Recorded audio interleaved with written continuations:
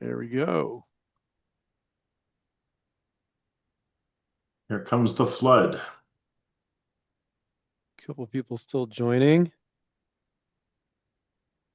All right, let's get going. A lot of people join a little bit in here, but we're going to get going. We're going to be right on time for you on time, folks. Okay, so let me make sure I got everything set up here. Okay, good deal.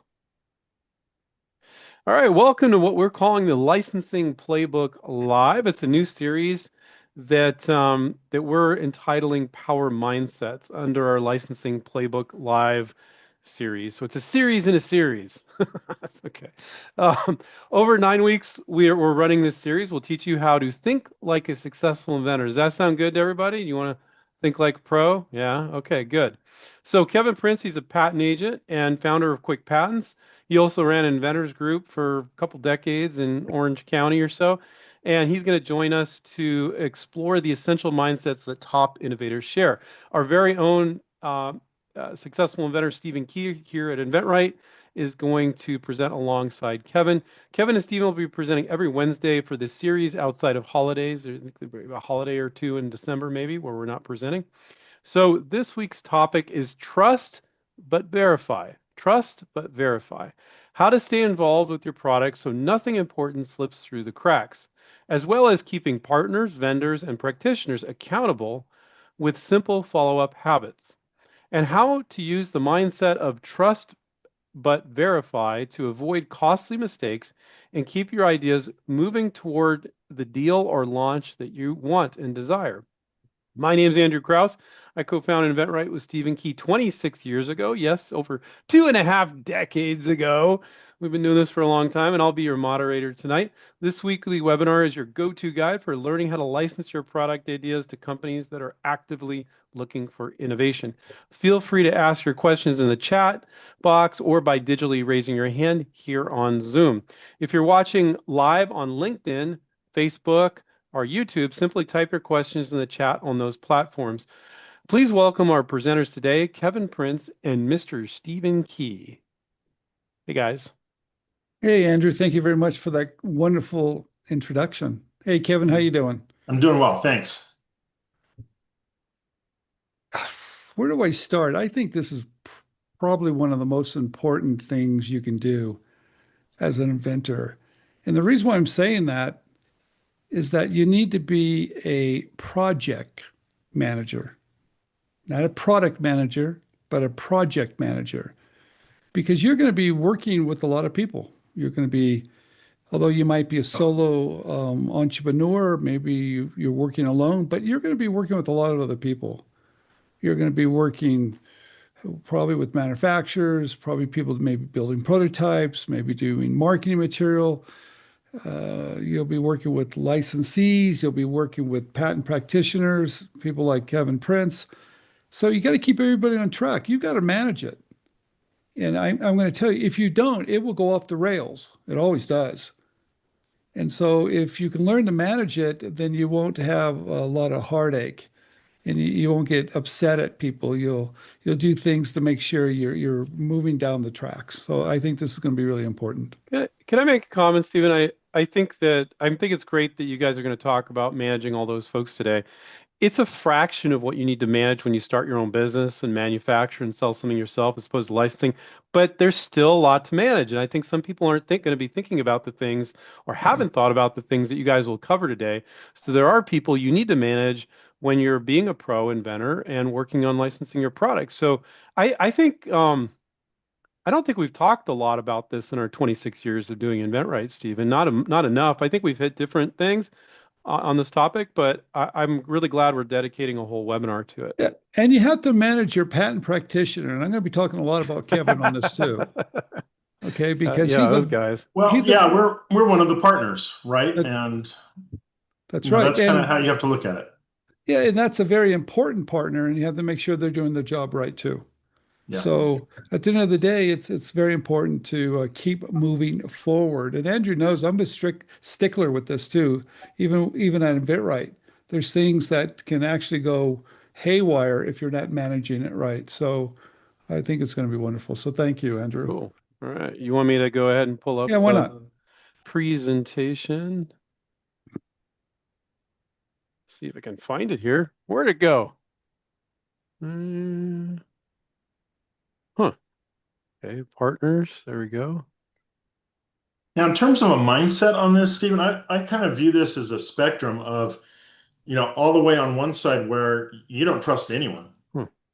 you know, and you're not gonna divulge your secret to anybody, all the way to, wow, you are way too loose with your secret sauce recipe.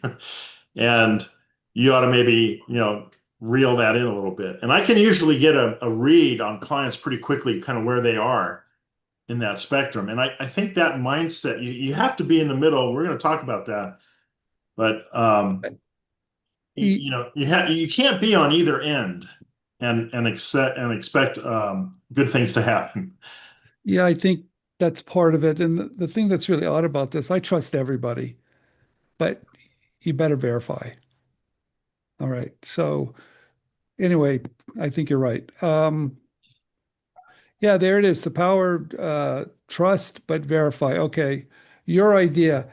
I'll kick this off, you guys. You cannot do everything alone. It's impossible. I know you want to. I like to try to do everything myself, but at the end of the day, I'm going to be working with a lot of people. That's just what it is. And you need these partners, and they are part of your team. Maybe you're not paying them directly. Sometimes you are. Maybe there's a revenue share, or maybe you're hiring them for an hour, or maybe they're building prototypes or whatever they're doing. They are your partners. And the partners, and sometimes they've got a lot of other things that they're doing too. So you got to make sure that you find the right partners, but you manage your partners. You will find a lot of people that will end up wasting your time. I hate to say it, you will. You'll find others that will say they will do things, but they don't. That's going to happen too. And it's frustrating because you think everybody has your best interests, but at the end of the day, no, they don't. They have their own best interests, but you need to bring them along and manage them and make sure they're hitting all their deadlines correctly and they're providing a service to you that truly has value. Because not, I've said this many times, not all doctors are created equal. Not all patent practitioners are created equal, not prototypes. All these people, there's good ones and there's ones that are okay, and then there's ones that are terrible. So you need to find the right partners and keep them on track. Andrew, Kevin, you want to add any of that or not? If not, let's go to the next slide. If Yeah, not, go to the next slide. okay. Yeah. You know what the big picture is? If you manage your project accordingly, you're going to hit your goals. And your goals is getting your product to market, and your goals is getting those products that produce revenue for you. And if you have this right mindset, you're going to protect your time, your money, your IP. You're going to keep your project on track. Like I said, you will get to the finish line. You are a project manager. That's what you are. And you're doing it in such a way that all the pieces are working together and you're going to get to that finish line. Stephen, what percentage of inventors that we've met over the last 26 years you feel like really take that mindset when they're new to it? I mean, very few. Yeah, Andrew, it's really funny. We don't really talk about this topic. I No, we guess really haven't a lot over 26 years. I No. think we just assume that people are going to manage their projects. Hmm. Uh, Someone asked me the other day, do I know the difference between a product manager and a project manager? And I didn't. I went ahead and had to look it up, and I realized a product manager is really involved in picking the right product and going from the very beginning to the very end. Where a project manager is managing the project to make sure it's done on time, it's done very efficiently, and they're getting the job done. So that's what you have to be. But no, Andrew, we don't really talk a lot about this, but we should. I'm glad we're doing Well, it and today. I think that, a lot of new inventors don't realize how many moving parts there can be at the same time, right? They're dealing with someone who's helping them develop the prototype. If there's an electric circuit that's involved and they're not an electrical engineer, then they got to find someone with that expertise. There's, the patent stuff, and then obviously all the business stuff. So there's a lot of moving parts that can go into this. And so you're right. I mean, you quickly find out that you have to be something of a project manager. And so, how do you do that when you haven't had that experience before? That's a good question. Absolutely. That's one thing about licensing that I think is good because there's probably fewer moving parts. Well, there are. I mean, if you're going to start a business, heck, there's so many moving parts. It's a juggling act. It's what that is, and a lot of people don't realize that. Everything from shipping to manufacturing to tooling to funding to raising money to packaging, dealing with retailers, chasing money. There's so many different moving parts. Licensing, there's not as many, but there's still quite a few, and you have to Yeah. be aware of them. Yep. Okay, the two traps. Yeah, you know what's really weird about this? I trust everybody, and I have gotten burned over the years. Okay, I think we all have. Uh, I do know that if you're too fearful, and I think Kevin has seen it, Andrew has seen it, I've seen it, that you don't get anything done. And I also realize that you just have to be aware of it. And this trust but verify sits right in the middle. I think that's right. You don't want to be too trusting, and you don't want to be overly paranoid because we see that too. Kevin, you get a couple examples of that, don't you? Oh yeah. Yeah, I can tell when I sit down with clients, there was this one couple who came in and they were so fearful that I was going to steal their invention. I mean, we had a big, thick NDA, and they wanted me to sign it twice, once for me personally and one for my company. And I just, it's like, okay, I understand you want to be careful, but if you, this all takes a lot of time when you're worried about that. And I think maybe the first time that you're going through this process, yeah, maybe you're a little bit too fearful of who might steal your invention. Here's one thing I can tell you: people without sales channels in your industry are probably not going to steal your invention. Like, marketing is so hard for me. I wouldn't know what to do with your invention. I don't even know what to do with my own inventions from a marketing standpoint. So usually the people who are set up to help inventors are not the ones who are going to steal your invention. You got to be careful of the people who have the sales channels. So if you go to a trade show and you show your Yeah. competitor your product, that could be a problem, right? Um, Well, what's really interesting about this, working with inventors for over 26 years, Andrew, how many times have we seen people steal stuff? For our students and clients, we haven't had a company rip off one of our students or clients in 26 years. Now, I've met inventors where they say they got ripped off, and some of them, when I talk to them, I can tell they weren't conducting themselves in a professional way, and it was questionable. But I think that we've said this a lot, Steve, and I think it's important to say this on this meeting. Um, One of the best forms of protection, in addition to intellectual property, a provisional patent or a patent, is conducting yourself professionally. Yeah. So when they see you have a nice sell sheet, you did your research, it fits in with their product line, you're asking smart questions, that 3 or 4% of companies that might consider knocking you off, they're like, this guy knows what he's doing. We might do it to that Bob guy we talked to a year ago, where he had no clue what the hell he was doing. So long and short of it is, when you conduct yourself professionally, you ask smart questions, you're very professional, that small percentage of companies that might consider knocking you off don't want to mess with you because they know it would be more in the hassle than it's worth. And they're quite often more afraid of you than you should be of them because they're afraid of getting sued Yeah. or something. It's all about just being knowledgeable, right? And that's and right. and and and understanding the process and conducting yourself the right way. So, hey, let's go to the next slide. I'll just throw in here one thing that it kind of struck me is that if you're too far on the paranoid side, the thing that will usually kick you out of that is when you see your product independently developed on the shelf. And then you're like, oh man, I should have done something with that. And on the other scale, if you're too trusting, you're probably going to lose some money.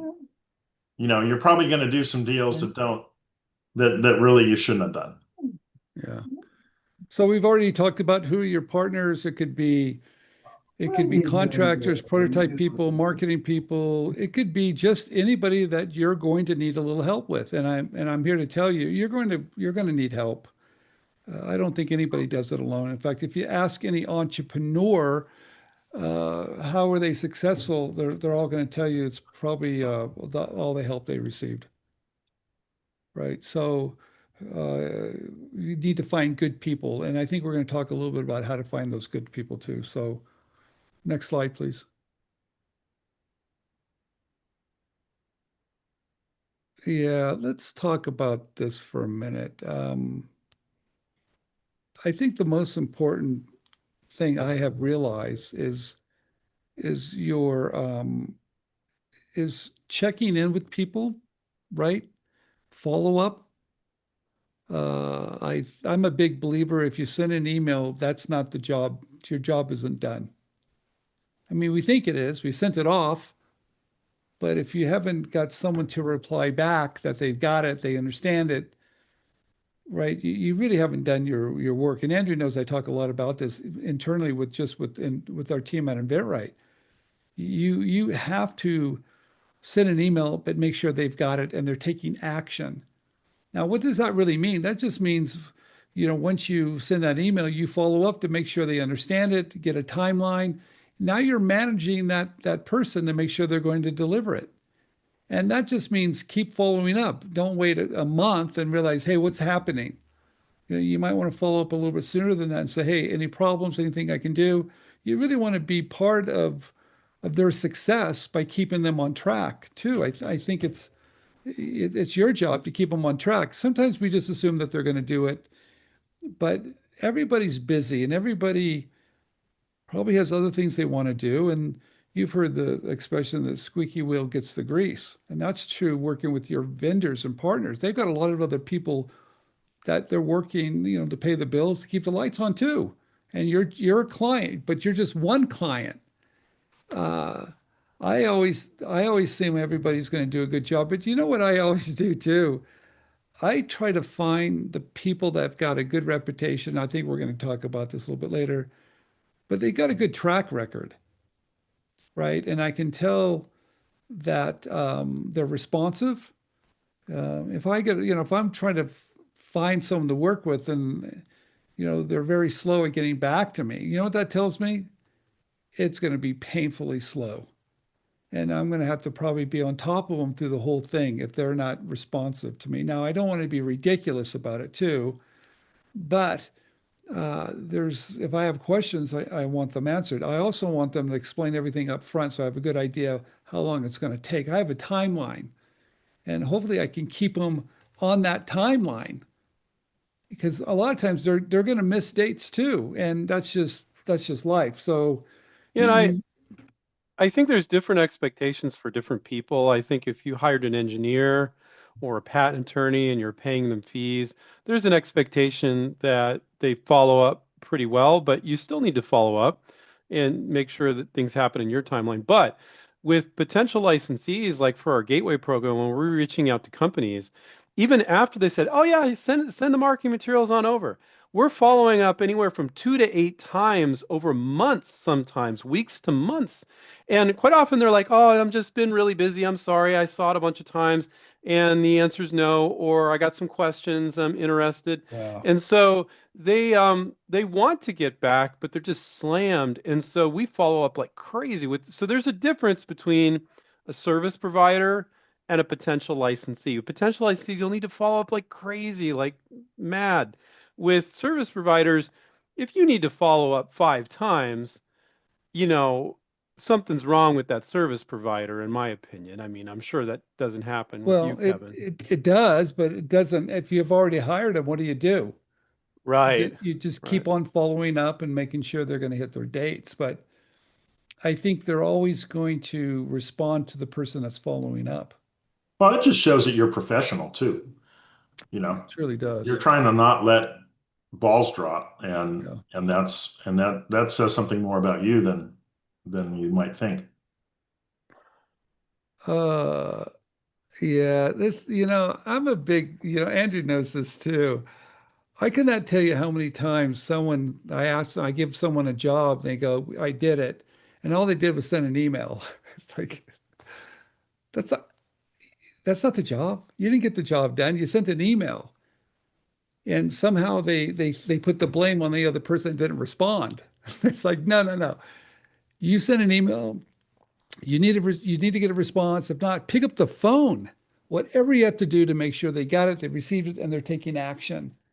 So yeah, I don't think email is not done. I don't think so at all. Uh, and if you have to do more than that, absolutely do it. And it's unfortunate that you have to chase people sometimes, but I think that's just the norm today. I think people are busy, Yeah. and you have to make sure you're on the top of that list, right? So yeah, I follow up, follow up, follow up. Yeah. For all the kids out there, they're like, oh, use the phone? Are you kidding? The Yeah, phone, as a comedian Gary Gulman says, the phone is a seldom used app on my phone. mm, yeah. Yeah. Yeah, these red flags, you guys, let's talk about these for a minute. Uh, yeah, I like the details, right? Any service provider, I want the details. And I'm not a real big detail person, but when I'm hiring someone to do it and I need them to do it, that's when I'm a detail person. And I really want to know their timeline. I want to know about costs. I want to know exactly what they're going to do. And I want to have a good feel that they have a good grasp of it and they're going to deliver. If someone says we love every idea, Kevin, there's a lot of patent practitioners. They hate to throw your industry under the bus sometimes, but their job is not to evaluate good ideas or bad ideas. You probably shouldn't even be asking them that. I know you do that. I mean, I know you're asking everybody, what do you think? What do you think? What do you think? And you're probably asking the wrong people to give that advice. So just be very, very careful when someone says that. Well, I and also, if they don't say it, you got to find out if that's what they believe. Because if you're trying to get some company to help you market or whatever, and they're not discerning in who they pick, then that's a red flag to me. Um, yeah, I also don't think if anybody wants you to rush, I'm not a big firm believer in hurry, hurry, hurry. No, I think everything takes its time, and you need to make good decisions. So if anybody's rushing you to do something, that's a red flag. mhm. Also, if they're not willing to give you referrals, that's a red flag. If they're not willing to explain to you their success, and Kevin, this is something really interesting about the profession you're in. I've asked you many times of the people that have been successful that have used your services, and you've got literally thousands of these people. I've asked other patent practitioners, and they really, they keep that for some reason. They don't want to share that information, or they don't know about it, and I don't understand why. Well, yeah, to be fair though, I mean, we're kind of upstream from market success, so we don't always hear about either the good things or the bad things that happen to our clients 2 years later. But Well, but but certainly when they come back for more services, that's a sign that, they had a good time. yeah, but I also just to get a referral. How was your experience? Mhm. Did they go over budget? Were there any hidden costs? Right. Were they responsive? How did they deal with office actions? I mean, there's a lot of stuff that you could ask a client, but I have a tendency somehow they're not willing to share that, and maybe there's confidentiality things they're missing, but I don't they're not as open as you are about that. Um, how to verify a company? I like references. I like referrals, right? I like a company that is on social media. I like someone that is not on the USPTO complaint list, of course. And I don't think people even check that list, to tell you the truth, Kevin. Do they check that list? I always have to send them the URL, but there is a link to companies that have gotten complaints. Yeah, I told someone the other day, if you're at an event and the USPTO is there, you can pretty much verify that it's legit. It's a because the USPTO is pretty particular who they associate themselves with. Right. Um, I got an important question. I want to know what language is on this guy's phone here. I think it's like Swedish or something. I don't know. I'm not sure. If anybody knows, type it into the chat. I, Um, I always want to know too, when someone's having, I want to see what else they've done. And I want to see what they've done recently too, a little bit. Not years and years and years ago, but show me something they've done. And I would like to kick the tires a little bit, right? And see if it's a good fit for me. Because any service provider, it's like a marriage, isn't it, Kev? I mean, aren't you kind of like married to someone for a little bit of time here? Yeah, I mean it's a no fault divorce situation where they can fire me at any time. But um, yeah, while you have a client, you really have to be concerned about what are their goals? What are they even trying to accomplish? Are they going to license this or are they going to venture it? That leads into two completely separate conversations in terms of patents. So I think you have to be willing to be transparent with your partners, you know, Yeah. and give them a certain level of trust. And if you do that and you've picked your partners well, I think it'd be great. It is a great marriage at that point. Yeah. What happens when if you ask the company these type of questions and they don't want to tell you? What does that say to you, Kevin? Yeah, well, yeah, I when they get wishy-washy on the price, that's a red flag to me. Um, if they don't want to, give references, like show me some happy customers, maybe they don't want their client list to get out there or whatever, but it's at some point you gotta say like, prove that your claims about what you're going Yeah. to do are, I have some expectation of those being actually done. There's another thing too. Sometimes, I know with your fees, they're pretty straightforward. That's what they are. And a lot of times when you're working with some people, the fees are a little bit vague. hmm And the problem with the vagueness is you keep on getting bills. Something came up and you're wondering, wow, I got an estimate, but it's not even close to the numbers anymore. If you're working with someone that's a little wishy-washy, just make sure when they do give you a bid, it's in writing. And they also state that they can't go over 10% over that bid. Right. I've seen that Yeah. before where a company did go over, and because they said that, they came back and they adjusted the price. Right. So Right. you got to On the hold. other hand, if the complexity of the job has increased or it's a moving target, I'll see that sometimes where, here's the invention. So we write it up and it's like, no, that's not the invention anymore. Here's the invention.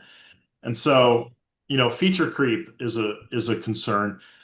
And when you're dealing with a typical law firm, they're, and I think we're going to talk about this in a minute, they have to give you Cadillac service.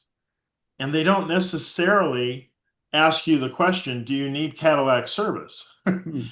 And I think that's an important thing because I was an inventor before I was a patent agent, and I worked with one of the best law firms on the West Coast, huge law firm, very good. I was working directly with a founding partner, and he was excellent. But I'll tell you, man, the bills, you send an email and you get a $75 bill for 15 minutes of whatever work they had to do. So anyway, I just didn't want to have my practice be like that, and I didn't want to have to figure out, how I'm going to bill people for the every 10 minutes or whatever the interval is. Well, yeah, I think it's really important. I think people are afraid of asking questions of their patent attorney or engineers. Engineers or prototypers, you can go down a black hole there. Well, And some of them, yeah, they really take advantage of that. But also, it's a lot on the inventor for not asking enough questions. Ask the path you're going to go down. Like, so what is the Mhm. total cost here? What's the next step after that? Oh, okay. What's the next step after that? What's the next step after that? Paint a picture for me.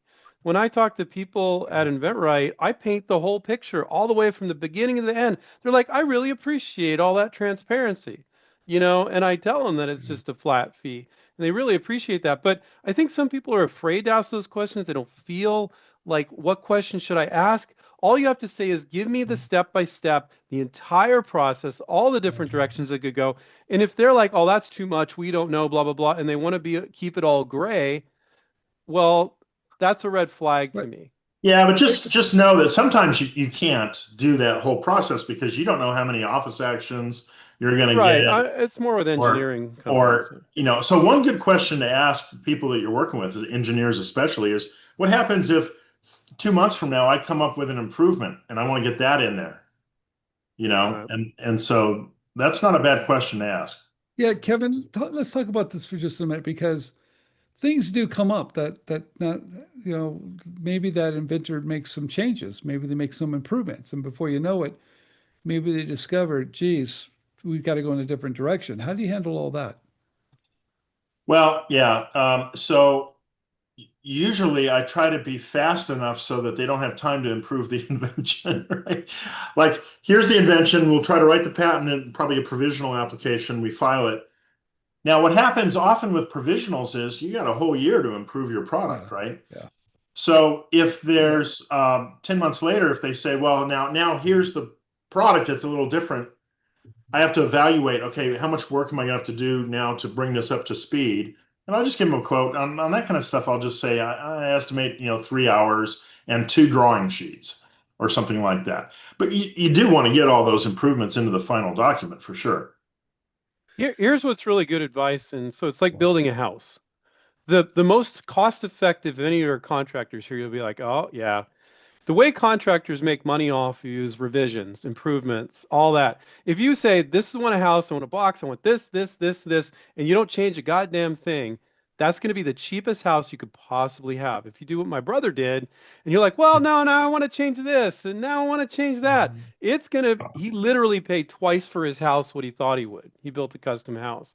So, but the problem yeah, is, you don't always know exactly what you want. So, if you can interface with the patent attorney or with the engineer or the prototype or whatever, and really kind of ask a lot of questions, help them paint a picture for the path you're walking down. But the more you can understand the path you're going to walk down, the more clear it's going to be, and you're not going to have surprises. I know that's hard if you haven't done it before, but let's get going. We got to keep well, going wait, here. before we get there, here's a good question from Matthew. He's really asking for what other type of service providers you might need. I'm going to say the next biggest one is going to be probably a prototype. Yeah. And and that's not an easy thing, you guys. I hate to say it's just not. And there's a full range from a Frankenstein prototype to something that, you could test market if you wanted to. That's fully functional, looks great, works great. It's just a full range. And that's someone that's going to be a most likely a pretty important part of your team. So Matthew, that's one. There's probably some other ones too that might come up. Kevin, maybe they need to do a patent search, right? Yeah. That might be somebody else. That's pretty important. Marketing material. You guys, if you're doing the sell sheet yourself, you're making a mistake. That marketing material needs to be spot on, right? Or maybe CAD drawings. You might need someone to do CAD drawings for you, right? So there's quite a few other guys you just might need, Matthew. So hopefully I've answered that question there. Here's another question real quick. Someone's asking about if you don't have enough money for a patent, if you if you don't if you know you don't have the funds for a full patent, should you only approach companies that are willing to pay for the patent? Andrew, I'll let you answer that question. Well, I Well, mean, yeah. what I mean, how many times is a potential licensee going to say, yeah, I'll pay for the patent, and then they stall for a year, and now it's too late? I mean, there's a conflict of interest there that concerns me. You have to protect your own interest. Yeah. So if you can't afford the full patent, there's provisionals. and this kind of freaks people out when they hear me say this, but if you can't afford a provisional from someone like me, then write your own provisional. At Yeah. least, you know, I've said this a lot. I'd rather have a potentially inadequate provisional filed early than a professionally written application filed too late, because Hmm. we're on a first to file system here. Good So point. I think between smart IP like you guys offer, and I mean our price is not too high compared to patent attorneys and stuff for provisionals. Yeah.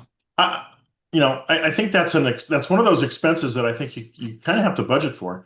And if you can't afford that, you got to do the next best thing, which would be write it yourself or find someone who Yeah. can do it for less, and hopefully it's adequate.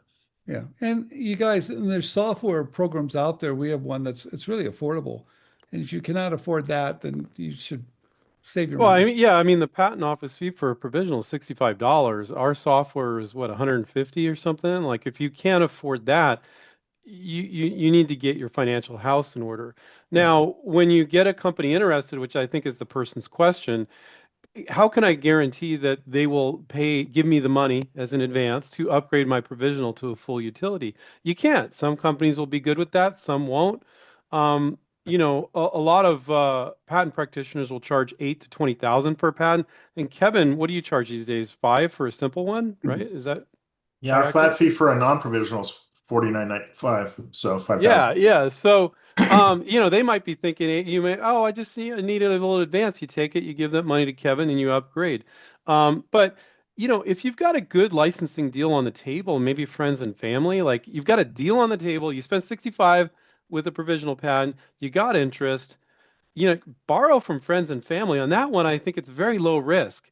To borrow from friends and family when you don't know if anybody's interested is another thing, but to do it when you've got a licensing deal on the table, come on, like don't Okay. do it. Go for it. So Right. anyway, Okay. hopefully that's helpful. All right, we got to get It's through a like bunch of any slides. hobby, right? I mean, there's certain hobbies that are kind of expensive, and this is probably one that is in that category, like owning horses or something.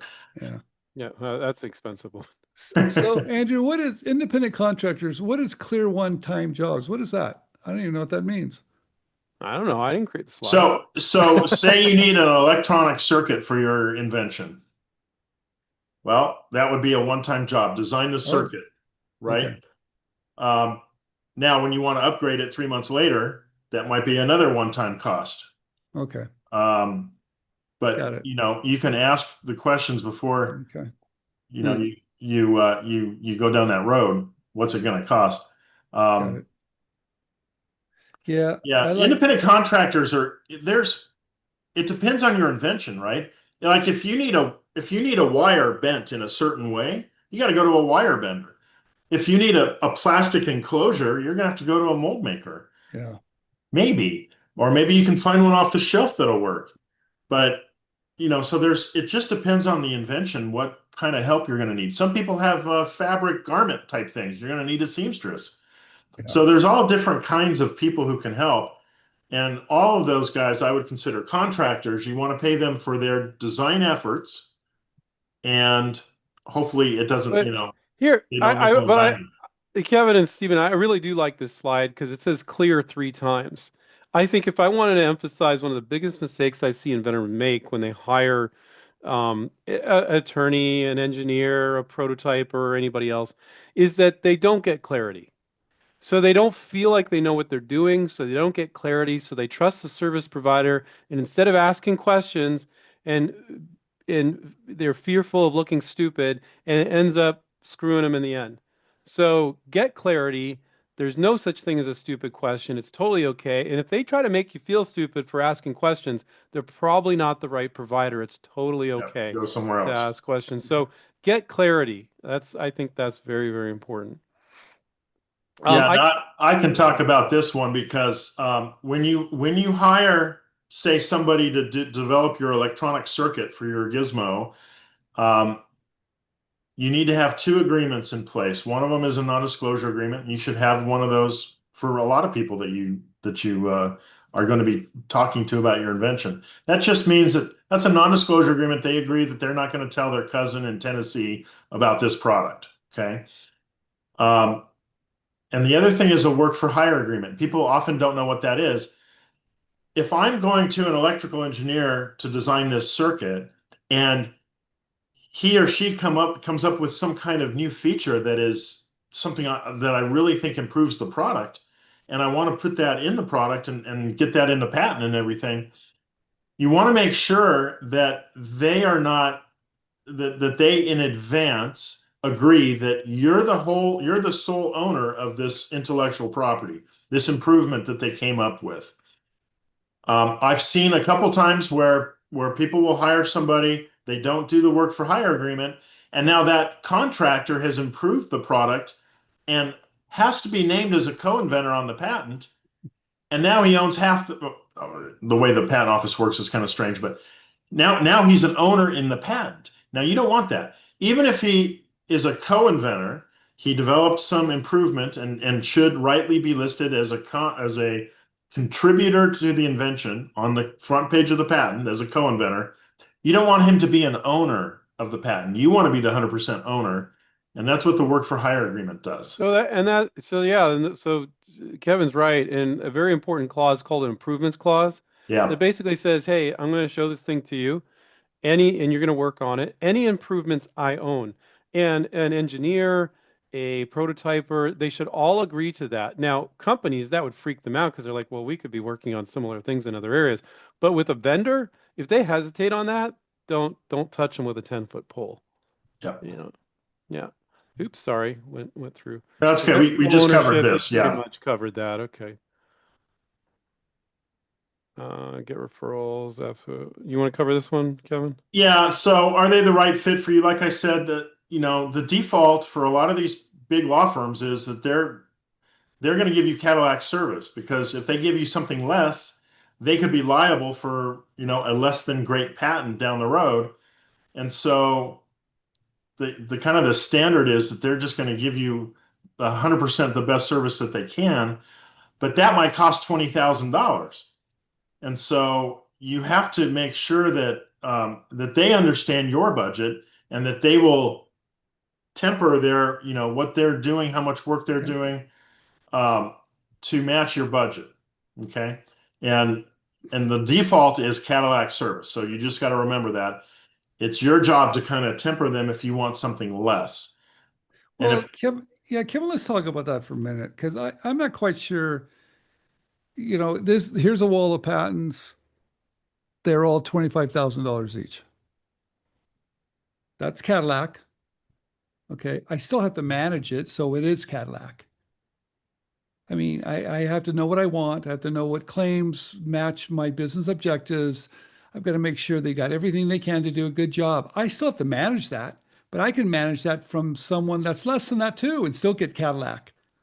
So I'm always a little bit confused because you've said that before, and I know it's true, but I've hired some of these guys that do Cadillac service that didn't provide Cadillac service.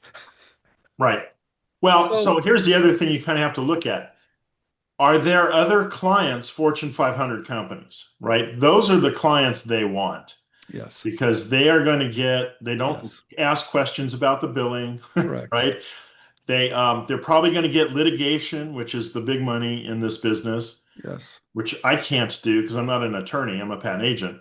So, so that's another I, difference. So I, you got to kind of look at, well, who are their other clients? I And just think, do they care about the little guy? Because no, the little I guy asks a just, lot of questions.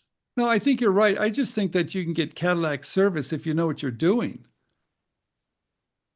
Hmm. You can help yourself to get the service that you need for sure. And I think regardless of who you're using, if you don't know, you're not going to get Cadillac service Yeah, what because are you saying, Stephen? If you know what you're doing, you can bleed your patent agent or patent practitioner out of every little bit for the money that you're paying them. no, I'm just making a joke. what you're Kind doing of is true. no, what you're doing is that you're telling them what's important because Right. sometimes patent practitioners go down this road of something that's not important. Yeah. Or they give me claims that I don't really need. So it's my job to say, look, here's my marketing material. This is my point of difference. This is what the claims need to cover, right? and do it in such a way that I'm helpful of really directing them, because I'll tell you guys, you might be paying for a Cadillac service and not get it. Mm-hmm. I've seen that more often than not, and that really surprises me. I've seen them where they'll look at the prior art and they'll try to come up with something a little bit different to give you something which doesn't make sense at all. I just I do that. This whole series is all about being in control and being knowledgeable. So yeah, Yeah. find a professional and make sure that you guide them. That's my You've said this over decades, Stephen. I'm sure Kevin would agree. Your patent attorney or agent is only as good as the information you give them. yeah. And a lot of inventors don't realize that. They think, oh, that's their job. No, it's not their job. Most patent attorneys and agents, they're not marketing Oh, people. They're not, a lot of them aren't business people. And they're not going to no, do as you good of a job unless you give them those critical things. If you're like, hey, it's this hinge over here. This is what's really critical. It makes my product better than all these other products. It's like, great. Now the patent attorney knows that. But there's a lot of inventors that probably don't tell the attorney that. no, but But also, if a good attorney would ask, but a lot of them don't ask. no, you just expect that they'll know what to do and they're going to take care of everything. And Right. it's like a doctor today. You have to manage your health care too. Exactly right. Yep. It's no different. So you need to take responsibility for it. Yeah. Well, and part of that is knowing how to even read claims, right? I mean, that's the core of the patent. So I'm going to post in the chat again this article I wrote for you guys about how to understand patent claims for the average Joe. And it'd be really Good. good if you're an inventor, you really should read these three parts so you have an understanding of when you get your patent application draft from your practitioner, how to read the claims. It's going to be vital. You know, this new slide, smart patent questions. You know, I'm going to throw your profession on the bus again a little bit here. Um, your patent practitioner is he has the business to run, and they're in the game of protecting something, which is great, and I'm in the game of making money from my invention. And sometimes they're not on the same page.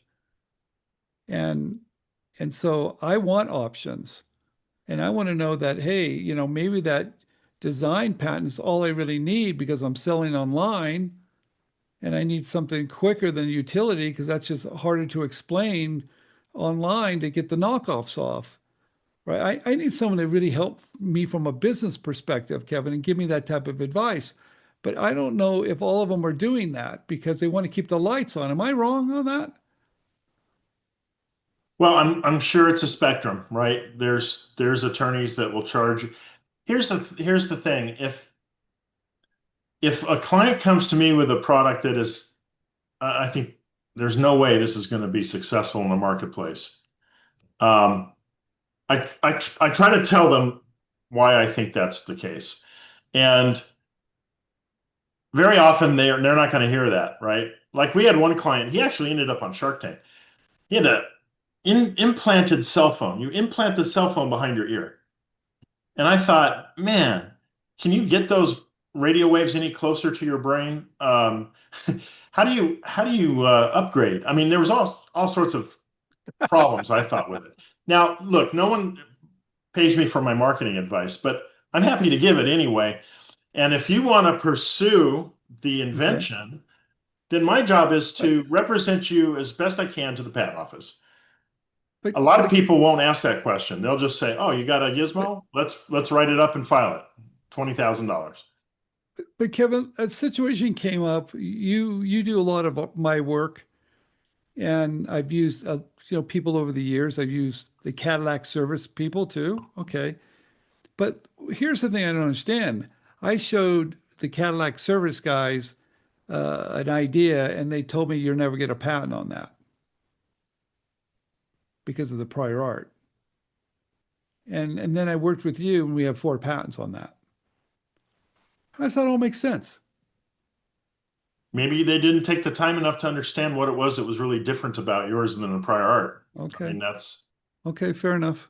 that That can that's why happen. it's always confusing to me That's why maybe I didn't give him enough information, and maybe he Right. did a search, but he saw he didn't know that the little minute details that you knew, because the details that you knew were pretty tight, weren't they?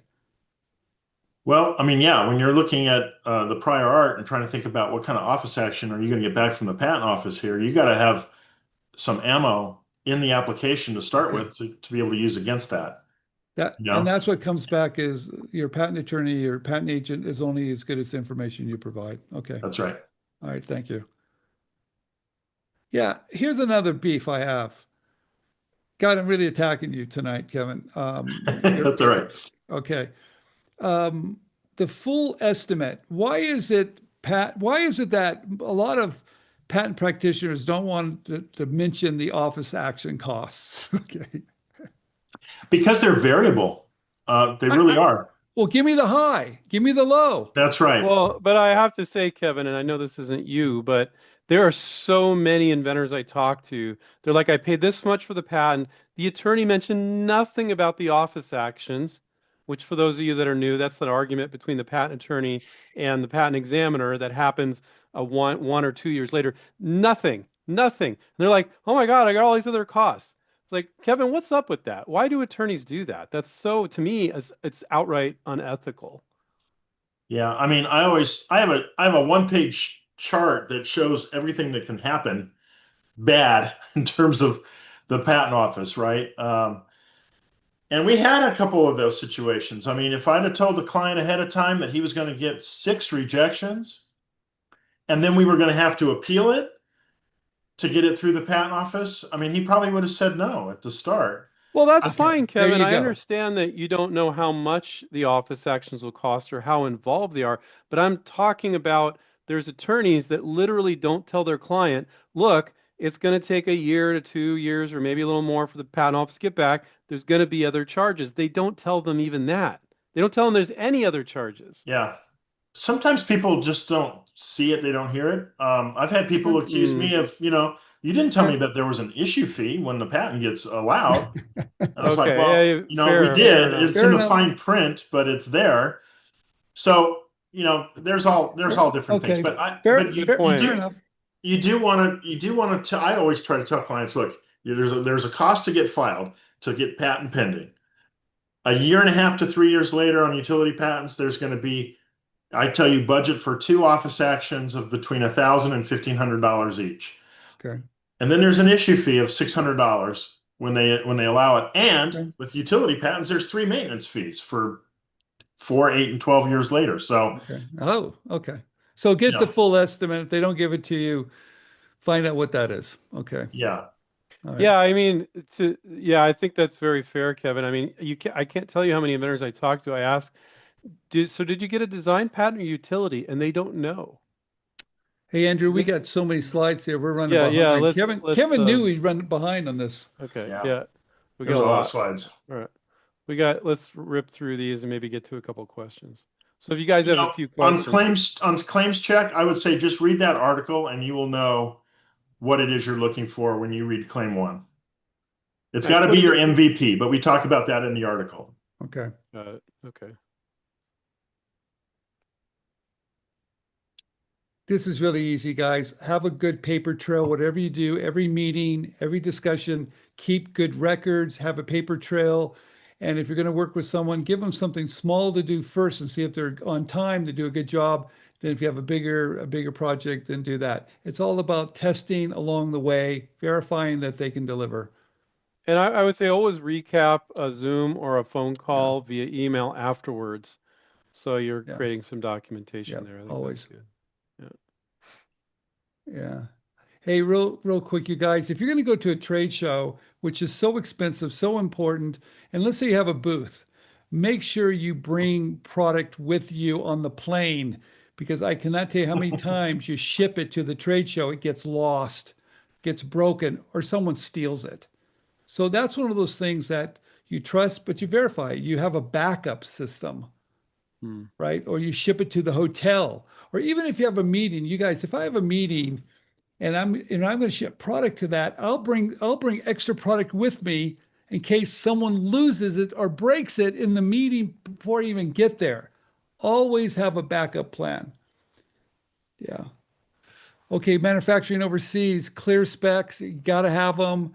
Samples are important. Visuals, yes. You know what it really is, you guys, when you're working with someone overseas, communication is always going to be difficult. So make sure you have good communication skills. Make sure all the visuals now, usually I would typically, I went over there with my own projects years and years ago. But today you do it through Zoom. You can see a sample to make sure it looks right. Always do all the steps right and find vendors that if there's a mistake, you have it written up. How are they going to rectify that mistake? Because you will have mistakes. I can guarantee it. But make sure if you do have mistakes, you can kind of fix it. And the language is very clear who's going to pay for it. Okay. Yeah. Hey, Andrew, go back one because the one thing I wanted to add to manufacturing is, if you decide that you're going to have a Chinese factory that you find on Alibaba or whatever, make your products, you have got to learn about customs and the Department of Commerce and how all that works. Okay. Watch enough YouTube videos to get Yeah. that figured out ahead of time because customs can be a nightmare if you've never dealt with them before. Yeah. That's why there's service providers, guys, that will handle that for you. Hmm. And they do a great job. And those guys are worth what they charge because they'll get it through there and get it at your doorstep. It's really great. And it won't be light because sometimes when you get shipments, it's a little light. Hmm. Yeah. Licensing deals. All right, you guys. Licensing deals. Yeah, we talk a lot about this. We always have. When you're working with a company on a licensing deal, make sure you have someone that's done it. That's big picture in my mind. Make sure you have someone that's been through the process. They have the right mindset to keep moving forward. There's going to be obstacles along the way. Have someone that's done it before that. If there's an obstacle, how to get around the obstacle where everybody's still happy. Also realize there's going to be things in that licensing agreement that just are ridiculous. So you really, unless you've done it over and over and over again, find someone that can help you to make sure it's fair and balanced. That's what it really means, you guys, that it's a fair licensing deal. Everybody's going to be happy and everybody understands what the terms are because like anything else, it's not quite like claim language, but some of those issues in a licensing agreement, you need to read it once, twice, maybe three times, and even ask someone, Mm. what the heck does that mean? And what are the ramifications if something goes wrong? Yeah. Yeah.